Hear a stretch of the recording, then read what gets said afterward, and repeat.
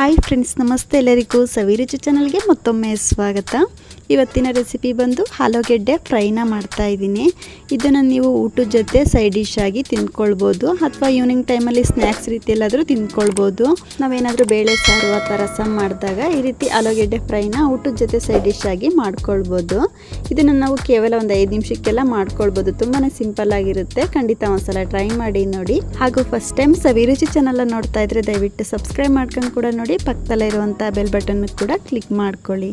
ಈಗ ಬನ್ನಿ ಆಲೂಗೆಡ್ಡೆ ಫ್ರೈನ ಯಾವ ರೀತಿ ಮಾಡ್ಕೊಳ್ಳೋದಂತ ನೋಡ್ಕೊಳ್ಳೋಣ.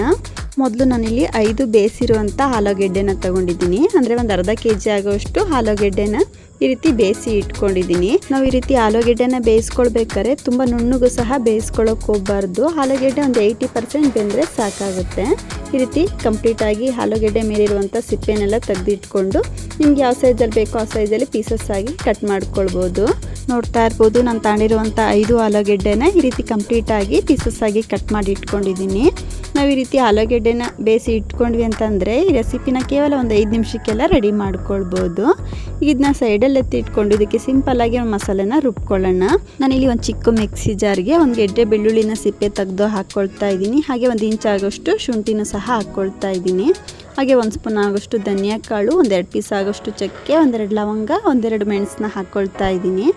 ಹಾಗೆ 1-2 ಖಾರದ ಮೆಣಸಿನ್ಕಾಯಿ, ಹಾಗೆ 1-2 ಕಲರ್ಗೋಸ್ಕರ ಬ್ಯಾಡಗೆ ಮೆಣಸಿನ್ಕಾಯಿನ ಹಾಕ್ಕೊಳ್ತಾ ಇದ್ದೀನಿ. ಸೇರಿಸ್ಕೊಂಡು ಇದಕ್ಕೆ ನೀರೇನೋ ಹಾಕ್ಕೊಳ್ದಲೆ ಈ ರೀತಿ ಸ್ವಲ್ಪ ತರ್ತರಿಯಾಗಿ ರುಬ್ಕೊಳ್ಬೇಕಾಗುತ್ತೆ. ಈ ಮಸಾಲೆನ ನಾವು ತುಂಬ ನುಣ್ಣಗೂ ಸಹ ರುಬ್ಕೊಳ್ಳೋಕೆ ಹೋಗಬಾರ್ದು. ಈ ರೀತಿ ಸ್ವಲ್ಪ ತರ್ತರಿಯಾಗಿ ರುಬ್ಕೊಂಡ್ರೂ ಕೂಡ ಸಾಕಾಗುತ್ತೆ. ನೋಡ್ತಾ ಇರ್ಬೋದು, ಈ ರೀತಿ ಮಸಾಲೆನ ಒಂದು ಬೌಲ್ಗೆ ಹಾಕಿ ಇಟ್ಕೊಂಡಿದ್ದೀನಿ. ಈ ರೀತಿ ಆಲೂಗೆಡ್ಡೆ ಮಸಾಲೆನ ರೆಡಿ ಮಾಡಿ ಇಟ್ಕೊಂಡು ಈಗ ಒಗ್ಗರಣೆನ ಮಾಡ್ಕೊಳ್ಳೋದಕ್ಕೆ ಗ್ಯಾಸ್ ಮೇಲೆ ಒಂದು ಕಡಾಯಿನ ಬಿಸಿ ಇಟ್ಕೊಂಡು ಇದಕ್ಕೆ ಒಂದು 2-3 ಸ್ಪೂನ್ ಆಗುವಷ್ಟು ಎಣ್ಣೆನ ಹಾಕ್ಕೊಳ್ತಾ ಇದ್ದೀನಿ. ಎಣ್ಣೆ ಸ್ವಲ್ಪ ಬಿಸಿಯಾದ ನಂತರ ಇದಕ್ಕೆ ಒಂದು ಅರ್ಧ ಸ್ಪೂನ್ ಆಗುವಷ್ಟು ಸಾಸಿವೆ ಕಾಳು, ಹಾಗೆ ಸ್ವಲ್ಪ ಜೀರಿಗೆನ ಹಾಕ್ಕೊಳ್ತಾ ಇದ್ದೀನಿ. ಈ ರೀತಿ ಸಾಸಿವೆ ಚೆನ್ನಾಗಿ ಸಿಡಿದಾದ್ಮೇಲೆ ಇದಕ್ಕೆ ಸ್ವಲ್ಪ ಬೆಳ್ಳುಳ್ಳಿನ ಜಜ್ಜಿ ಹಾಕ್ಕೊಳ್ತಾ ಇದ್ದೀನಿ. ಬೆಳ್ಳುಳ್ಳಿನ ನೀವು ಇಷ್ಟ ಇದ್ದರೆ ಹಾಕ್ಕೊಳ್ಬೋದು, ಇಲ್ಲಾಂದರೆ ಸ್ಕಿಪ್ ಮಾಡ್ಬೋದು. ಬೆಳ್ಳುಳ್ಳಿ ಹಾಕ್ಕೊಂಡ್ರೆ ಸ್ವಲ್ಪ ಫ್ಲೇವರ್ ಚೆನ್ನಾಗಿರುತ್ತೆ ಅಂತ. ಈಗ ಇದಕ್ಕೆ ನಾವು ರೆಡಿ ಮಾಡಿ ಇಟ್ಕೊಂಡಿರೋಂಥ ಆಲೂಗೆಡ್ಡೆನ ಸೇರಿಸ್ಕೊಳ್ತಾ ಇದ್ದೀನಿ. ಹಾಗೆ ಇದಕ್ಕೆ ಸ್ವಲ್ಪ ಅಡುಗೆ ಅರಿಶಿನ ಹಾಕ್ಕೊಳ್ಳೋಣ. ಹಾಗೆ ರುಚಿಗೆ ತಕ್ಕಷ್ಟು ಉಪ್ಪನ್ನ ಹಾಕ್ಕೊಳ್ತಾ ಇದ್ದೀನಿ. ಉಪ್ಪು ಅರಿಶಿನ ಸೇರಿಸ್ಕೊಂಡು ಈ ಆಲೂಗೆಡ್ಡೆನ ಎಣ್ಣೆಯಲ್ಲೇ ಈ ರೀತಿ ಕಂಪ್ಲೀಟಾಗಿ ಮಿಕ್ಸ್ ಮಾಡ್ಕೊಳ್ಳೋಣ. ಈ ರೀತಿ ಉಪ್ಪನ್ನ ಸೇರಿಸ್ಕೊಂಡು ಆಲೂಗೆಡ್ಡೆನ ಎಣ್ಣೆಯಲ್ಲಿ ಫ್ರೈ ಮಾಡ್ಕೊಳ್ಳೋದ್ರಿಂದ ಆಲೂಗೆಡ್ಡೆಗೆ ಉಪ್ಪು ಚೆನ್ನಾಗಿ ಸೆಟ್ ಆಗುತ್ತೆ ಅಂತ ಸೇರಿಸಿ ಈ ರೀತಿ ಕಂಪ್ಲೀಟಾಗಿ ಮಿಕ್ಸ್ ಮಾಡ್ಕೊಳ್ತಾ 1 ನಿಮಿಷ ಆಲೂಗೆಡ್ಡೆನೂ ಸಹ ಎಣ್ಣೆಯಲ್ಲಿ ಚೆನ್ನಾಗಿ ಫ್ರೈ ಮಾಡ್ಕೊಂಡಿರೋದಾಗಿದೆ. ಈಗ ಇದಕ್ಕೆ ನಾವು ಆವಾಗಲೇ ರುಬ್ಬಿಟ್ಕೊಂಡಿರೋಂಥ ಖಾರ ಮಸಾಲೆನ ಸೇರಿಸ್ಕೊಳ್ತಾ ಇದ್ದೀನಿ. ಸೇರಿಸಿ ಈ ರೀತಿ ಕಂಪ್ಲೀಟಾಗಿ ಮಿಕ್ಸ್ ಮಾಡ್ಕೊಳ್ತಾ ಮಸಾಲೆನೂ ಸಹ 1 ನಿಮಿಷ ಎಣ್ಣೆಲೆ ಚೆನ್ನಾಗಿ ಫ್ರೈ ಮಾಡ್ಕೊಳ್ಳೋಣ.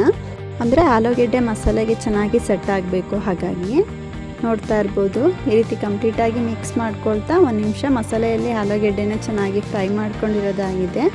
ಆಲೂಗೆಡ್ಡೆಗೆ ಮಸಾಲೆ ಕೂಡ ಚೆನ್ನಾಗಿ ಸೆಟ್ ಆಗಿದೆ. ಈಗ ಇದಕ್ಕೆ ಕೊನೆಯದಾಗಿ ಸ್ವಲ್ಪ ಸಣ್ಣದಾಗಿ ಕಟ್ ಮಾಡಿರುವಂಥ ಕೊತ್ತಂಬರಿ ಸೊಪ್ಪನ್ನ ಸೇರಿಸಿ ಮಿಕ್ಸ್ ಮಾಡ್ಕೊತು ಅಂದರೆ ತುಂಬಾ ರುಚಿಯಾದ ಆಲೂಗೆಡ್ಡೆ ಫ್ರೈ ರೆಡಿನೇ ಆಗೋಗ್ಬಿಡುತ್ತೆ. ನಿಮಗೆ ಇಲ್ಲಿ ಇಷ್ಟ ಇತ್ತು ಅಂದರೆ ಸ್ವಲ್ಪ ನಿಂಬೆ ರಸನೂ ಕೂಡ ಹಾಕ್ಕೊಳ್ಬೋದು. ನೋಡಿದ್ರಲ್ವ, ಕೇವಲ ಒಂದು 5 ನಿಮಿಷಕ್ಕೆಲ್ಲ ಈ ರೆಸಿಪಿನ ರೆಡಿ ಮಾಡ್ಕೊಳ್ಬೋದು. ಊಟದ ಜೊತೆ ಸೈಡ್ ಡಿಶ್ ಆಗಿ ತಿನ್ನಲಿಕ್ಕೆ ತುಂಬಾ ಚೆನ್ನಾಗಿರುತ್ತೆ. ಅಥವಾ ಇದನ್ನ ನೀವು ಈವ್ನಿಂಗ್ ಟೈಮಲ್ಲಿ ಸ್ನ್ಯಾಕ್ಸ್ ರೀತಿಯಲ್ಲಾದರೂ ತಿಂದ್ಕೊಳ್ಬೋದು. ನಾವು ಆಲೂಗೆಡ್ಡೆ ಬೇಯಿಸಿ ಇಟ್ಕೊಂಡ್ವಿ ಅಂತಂದರೆ ಈ ರೆಸಿಪಿನ ಕೇವಲ ಒಂದು 5 ನಿಮಿಷಕ್ಕೆಲ್ಲ ರೆಡಿ ಮಾಡ್ಕೊಳ್ಬೋದು. ತುಂಬಾ ಸಿಂಪಲ್ ಆಗಿರುತ್ತೆ, ಅಷ್ಟೇ ಟೇಸ್ಟಿಯಾಗಿ ಕೂಡ ಇರುತ್ತೆ. ಖಂಡಿತ ನೀವು ಕೂಡ ಮನೆಯಲ್ಲಿ ಒಂದ್ಸಲ ಟ್ರೈ ಮಾಡಿ ನೋಡಿ. ನಿಮ್ಗೆ ಹೇಗೆ ಬಂತು ಅಂತ ಮಿಸ್ ಮಾಡದೆ ಕಮೆಂಟ್ ಮಾಡಿ ತಿಳಿಸಿ. ನೋಡಿದ್ರಲ್ಲ ಫ್ರೆಂಡ್ಸ್, ಇವತ್ತಿನ ಆಲೂಗೆಡ್ಡೆ ಫ್ರೈ ರೆಸಿಪಿ ನಿಮ್ಮೆಲ್ಲರಿಗೂ ಇಷ್ಟ ಆಯಿತು ಅಂದ್ಕೊಳ್ತೀನಿ. ಇಷ್ಟ ಆದರೆ ಈ ವಿಡಿಯೋಗನ್ನು ಲೈಕ್ ಮಾಡಿ, ಶೇರ್ ಮಾಡಿ. ಹಾಗೂ ಇನ್ನಷ್ಟು ಈಸಿ ರೆಸಿಪಿಗಾಗಿ ಸವಿರುಚಿ ಚಾನಲ್ ಸಬ್ಸ್ಕ್ರೈಬ್ ಮಾಡ್ಕೊಂಡು ಕೂಡ ನೋಡಿ. ಪಕ್ಕದಲ್ಲೇ ಇರುವಂಥ ಬೆಲ್ ಬಟನ್ ಕೂಡ ಕ್ಲಿಕ್ ಮಾಡ್ಕೊಳ್ಳಿ. ಇನ್ನೊಂದು ಒಳ್ಳೆ ರೆಸಿಪಿಯೊಂದಿಗೆ ಸಿಗೋಣ. Thank you.